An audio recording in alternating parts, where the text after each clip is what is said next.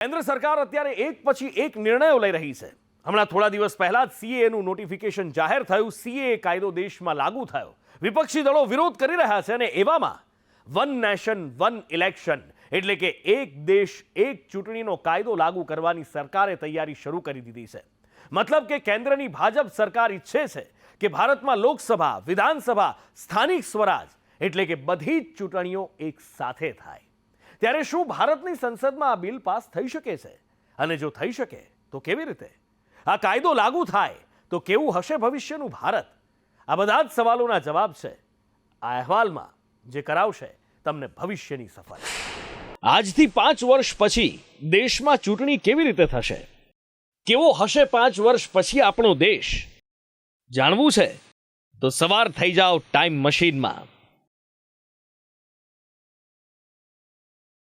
વિચારો કે ચૂંટણી આવવાની છે, એની તારીખો જાહેર થઈ ગઈ છે, પણ આ વખતે બધી જ ચૂંટણી એક સાથે થવાની છે। મતલબ કે લોકસભા ચૂંટણીની તારીખોની સાથે વિધાનસભા ચૂંટણીની તારીખ પણ જાહેર થઈ ગઈ છે।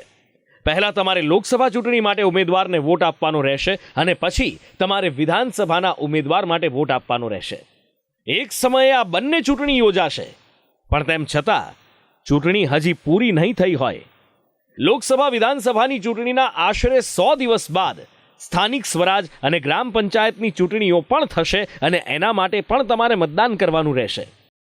મતલબ કે વર્ષ 2029માં મતદારો લોકસભા, વિધાનસભા અને સ્થાનિક સ્વરાજની ચૂંટણીમાં સામેલ થશે, એ પણ એક સાથે।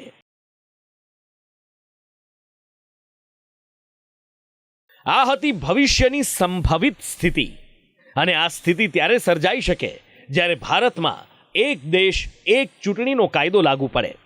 આમ તો આ મુદ્દાની ચર્ચા છેલ્લા કેટલાય વર્ષોથી ચાલી રહી છે।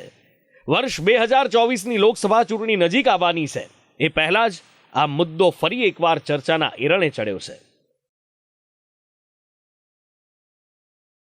પૂર્વ રાષ્ટ્રપતિ રામનાથ કોવિંદની અધ્યક્ષતામાં એક સમિતિ રચાઈ હતી અને ઉચ્ચ સ્તરીય સમિતિએ હાલના રાષ્ટ્રપતિ દ્રૌપદી મુર્મુને વન નેશન વન ઇલેક્શનનો રિપોર્ટ રજૂ કર્યો છે। આ સમિતિએ રિપોર્ટમાં બંધારણીય સુધારાની ભલામણ કરી છે। આ સમિતિએ 18,626 પાનાનો રિપોર્ટ રજૂ કર્યો છે। રિપોર્ટ મુજબ સરકાર એક એવી કાયદો વ્યવસ્થા તૈયાર કરશે જેના કારણે દેશમાં એક સાથે બધી જ ચૂંટણી થઈ શકે।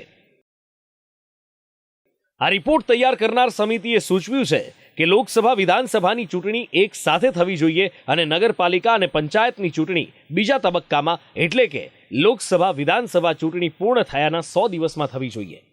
સમિતિએ ભલામણ કરી છે કે કાયદેસર રીતે એક મિકેનિઝમ તૈયાર થાય જેના કારણે આ રીતે ચૂંટણી યોજવી શક્ય બને। આ રિપોર્ટમાં કલમ 324A લાગુ કરવાની ભલામણ પણ સામેલ છે। આ સિવાય કલમ 325માં સુધારાની પણ ભલામણ કરવામાં આવી છે। કોવિંદ સમિતિએ એક જ મતદાર યાદી માટે પણ ભલામણ કરી છે। હવે એક દેશ એક ચૂંટણી મુદ્દે સમર્થકો અને વિરોધીઓ પોતપોતાના મત રજૂ કરી રહ્યા છે। ભૂતકાળમાં પણ દેશમાં આ રીતે ચૂંટણી યોજાઈ ચૂકી છે। વર્ષ 1951-52માં લોકસભા, રાજ્યોની વિધાનસભા, રાજ્યસભા અને રાષ્ટ્રપતિ તથા ઉપરાષ્ટ્રપતિની ચૂંટણી એક સાથે થઈ ચૂકી છે। એ પછી વર્ષ 1957, 1962 અને 1967માં લોકસભા, વિधानसभाની चूंटनियों एक साथ થઈ ચૂકી છે। लोगों के हितों में काम करने की जो गति होती है उसको बहुत बड़ी रुकावट लगती है, ब्रेक लगती है, और एक बार नहीं लगती है, किसी भी प्रदेश में मिनिमम 3 बार लगती है। और इसके साथ साथ गुड गवर्नेंस को भी असर पड़ता है, लोगों के कार्यों को भी असर पड़ता है, आर्थिक दृष्टि से भी एक तरीके से ठहराव आ जाता है। दूसरी बात कि यह फाइनेंशियल बर्डन पार्टियों पर और सरकार पर सब पर पड़ता है और आर्थिक दृष्टि से भ्रष्टाचार का कारण भी बनता है। इसलिए इसके बारे में भी विचार करने की ज़रूरत है। वन नेशन नो इलेक्शन, वही तो चाहते हैं, वही तो चाह रहे हैं, इसीलिए तो जा रहे हैं। मुझे 400 सीटें दीजिए, मुझे 2/3 बहुमत दीजिए, मैं संविधान बदलूं। संविधान बदलने का उनसे क्या फायदा मिलेगा? One nation no election. ભૂતકાળમાં આવી રીતે ચૂંટણી થઈ હતી ત્યારે પરિસ્થિતિ અલગ હતી અને અત્યારે વર્તમાન સમયમાં પરિસ્થિતિ અલગ છે. આ કામ અશક્ય નથી, પણ કેન્દ્ર સરકાર સામે પડકાર અનેક છે જેનો સામનો કરવો પડશે. સૌથી મોટો સવાલ એ ઊભો થાય કે જો એક સાથે ચૂંટણી કરવામાં આવે અને પહેલી ચૂંટણીમાં જો કોઈ વિધાનસભાનો નિર્ધારિત કાર્યકાળ પૂરો થવાનો હોય અથવા પૂરો થવાનો બાકી હોય તો શું કરી શકાશે? વિધાનસભા ભંગ કરવી પડશે, મતલબ કે લોકસભા વિધાનસભાનો કાર્યકાળ પણ નક્કી કરવો પડશે. આ તમામ સવાલોના જવાબ કોવિંદ સમિતિના રિપોર્ટમાં સૂચવેલા હશે. ત્યારે જો આ બિલ પસાર થાય છે તો વધુ સારી રીતે સ્પષ્ટતા થઈ શકે છે.